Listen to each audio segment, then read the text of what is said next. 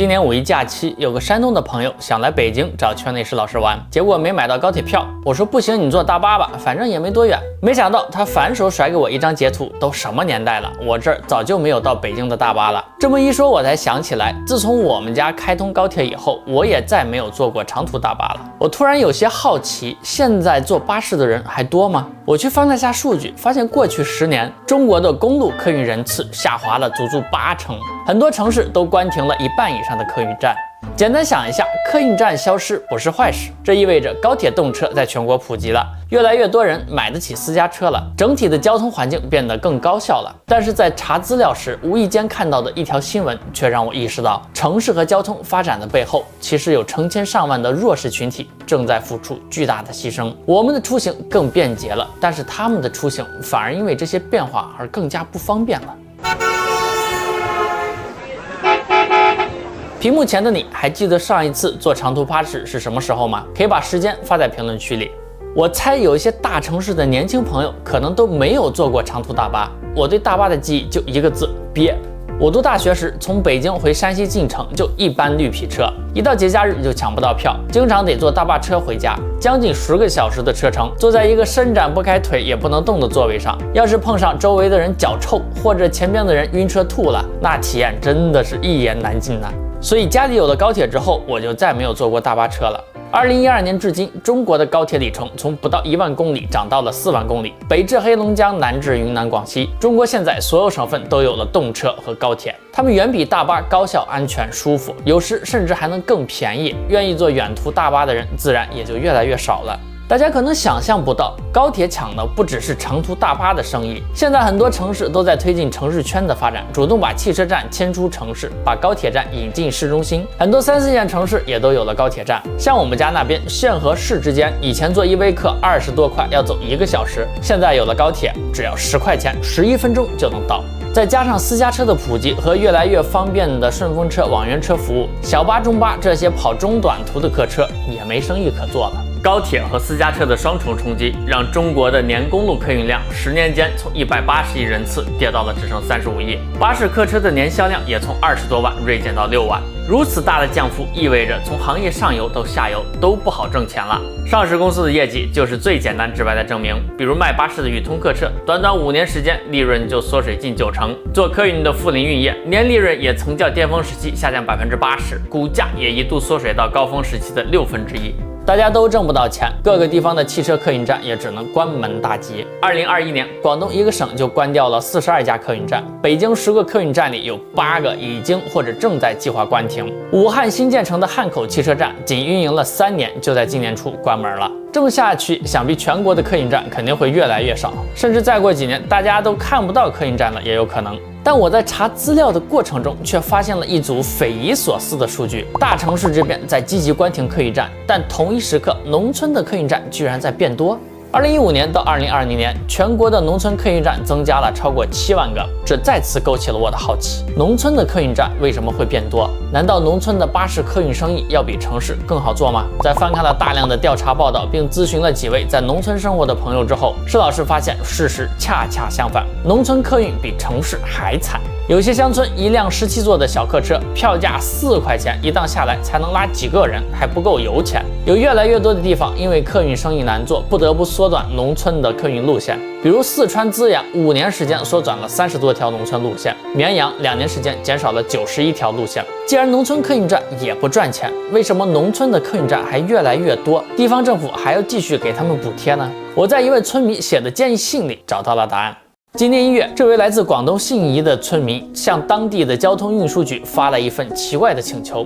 因为搭不到小巴车，他居然希望有关部门能放松一下对黑车的监管。他生活的桑洞村没有任何的公共交通和客运站，距离最近的镇足足有14公里。而桑洞村没有车的村民外出办完事之后想回家，要么得靠黑车，要么就得在周边村镇转3、4趟车。但是转车也没有那么容易，大部分的时候得在大马路边等客车，要等多久，能不能等到，全靠运气。以前农村客运站生意好的时候，乡村路线繁忙，有些热门班次每15分钟就能有一趟车，过路车也很好等。但农村车次变少之后，很多大村庄的村民想在马路边拦个车，都经常得站1-2个小时。那位村民就提到，现在当地一旦过了下午3、4点，马路边就基本等不到车了。这就是为什么过去几年客运人次不断减少，农村客运站的数量却反而还在增加。因为即便已经修建了33万个，依然还有很多的村子没有被覆盖到，依然有很多村民的出行非常不方便。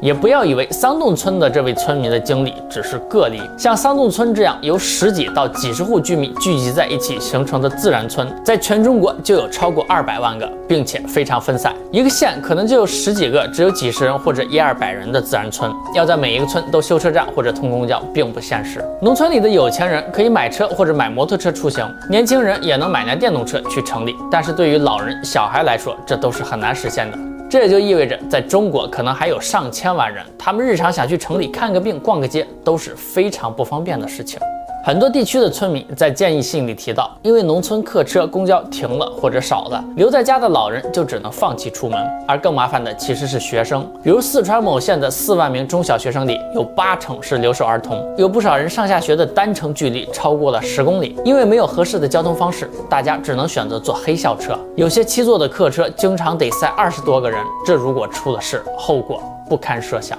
有出行困难的村民虽然不是绝大多数，但偏偏又是需要看病的留守老人和需要上学的留守儿童这些最弱势的群体。因此，即便农村客运站在亏钱，国家地方也要想办法维持农村线路，否则这些人将更加寸步难行。想想挺让人唏嘘的。城市飞速发展带来的变化，客运站的消失，对于在城市生活的人来说，好像只是一件小事。如果不做这个视频，我压根都没有意识到很多客运站已经没了，更没意识到这件在我看起来微不足道的小事情，对那些没办法在网上发声的、不容易被关注到的弱势群体来说，却成为了影响他们生活的大事。可对于他们来说，光靠补贴，农村客运站能维系多久呢？信宜交管部门给桑洞村村民的回复里写道，由于农村客运站路线基本都在亏，现在实在没能力再为农村增添新的客运路线了。其实农村的交通问题呢，很多国家也都经历过，包括德国、日本在内，很多发达国家在城市化加速时都遇到过农村人口加速流失、交通等公共设施凋敝的情况。直到当地的政策开始向农村倾斜，通过加快农村工业化进程、利用资源做农村产业升级等方式，在农村创造了大量的就业机会，更多年轻劳动力才愿意留下来，城乡差距才逐渐缩小。所以我们聊的矛盾看起来只是一个农村人口减少带来的交通问题，但它又不只是一个交通问题，因为它背后体现的更是城乡发展不均衡的问题。这些年，中国在农村脱贫上取得了巨大的成就，帮助近亿的农村人口成功脱贫，农村生活也比之前富裕多了。与此同时，在解决城乡发展不平衡的问题上，中国也一直在努力，比如出台乡村振兴促进法，积极推进农村的土地经营权改革，推动3变等改革措施。但是城乡生活的差距仍然存在，也有越来越多的农村青壮年更愿意去城市打工。2022年，中国的农民工人数已经逼近3亿了，大量农村青壮年劳动力的流出，一方面带来了土地荒废、农村客运业衰落等问题，另一方面也带来了留守老人和儿童的问题。要解决这些问题，挡在面前的有户籍、福利、教育、人才流动等等很多很宏大的社会议题。对中国来说，要真正解决这些难题，可能还需要一些时间。但是对于我们每个普通人来说，并非只能做个旁观者，我们同样可以为消除这种差距来贡献自己的力量。医疗、教育、农村儿童的营养、防性侵保护、体育设施建设等等，多去关注这些现象，为他们的切身权益发声，积极传播农村建设信息，都会对提升他们的状况起到帮助。而心有余力的小伙伴，也可以通过正规的公益平台去参与爱心校车、营养午餐等公益捐助，为改善他们的生活贡献一份力量。也不要觉得你一个人的关注力量太小，只能帮到1-2个人没什么用，因为那条小鱼在乎。这条小鱼在乎是最近网上很火的一个助学金项目，源自小学课本里的一个故事。孩子，这水洼里有几百几千条小鱼，你救不过来的。我知道。哦，那你为什么还在扔？谁在乎呢？这条小鱼在乎，